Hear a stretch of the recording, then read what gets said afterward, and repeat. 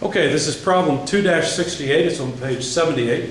A fan is to be installed to ventilate a 10 meter by 15 meter smoking lounge that is 2.4 meters high. So here's the smoking lounge, just represented as a box. It's 2.4 meters by 15 meters by 10 meters. And of course, the whole purpose of that is to calculate the volume of the room. If you do that, the volume of the room is just the product of those three, and it comes out to 360 cubic meters. That's a straightforward, simple calculation, so I won't belabor the point. The ventilation standards indicate that fresh air must be supplied to smoking lounges at a rate of at least 30 liters per second per person. So the ventilation requirement is that this should be 30 liters per second per person. So that should be the volume flow rate. If the lounge is to accommodate 25 smokers, so 25 persons, determine A, the flow rate the flow rate of the fan that needs to be installed, and B, how many times the air in the room will change by the fan per hour. Okay, well this is pretty straightforward. Putting these two pieces of information together, the total volume flow rate would just be 30 liters per second per person times 25 persons, and that's straightforward.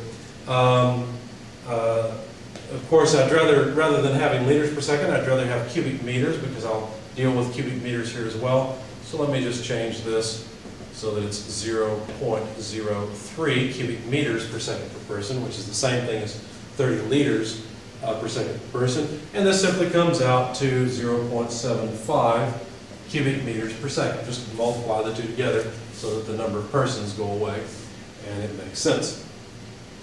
Now, that would be the required fan flow rate, right? The fan needs to pull 0.75 cubic meters per second through this room.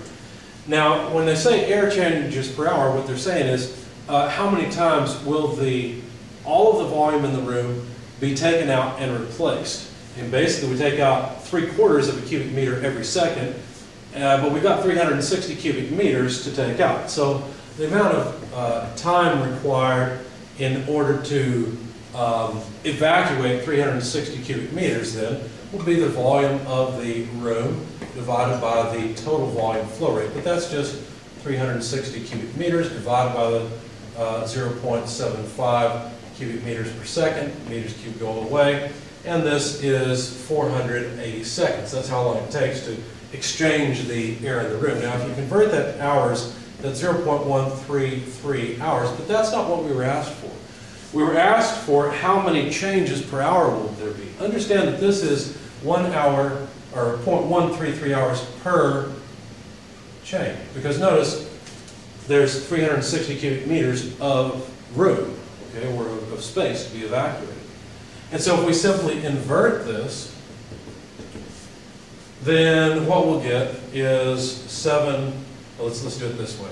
It's 0.133 hours inverse, and so that would mean that there's 7.5 changes per hour, or 7.5 volumes of the room are pulled through the room every hour. Of course, now in the real world there's going to be some mixing. We're not saying literally that every molecule of air comes out, but all that is taken care of by the specification of the flow rate.